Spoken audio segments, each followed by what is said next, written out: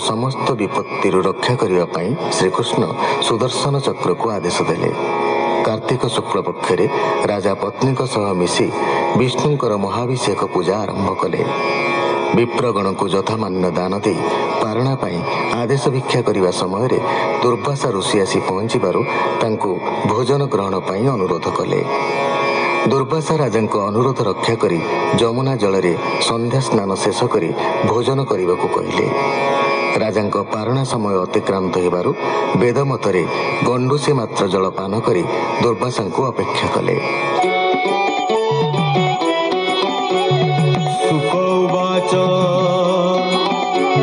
नृपति करी बहुमान्य बोलई करिबा भोजन एमंत अम्बरीश बाणी दुर्वासा मने मने गुणी स्वभावे सर्वज्ञाता पूर्ण जानिले कलाए पारण राजार बदन को चाही बोलंती कोप भर होई तू अनादर करी मते जल जे भक्षिलु जुगते अतिथि कलु अवहेला भुंजिलु पारणार बेला।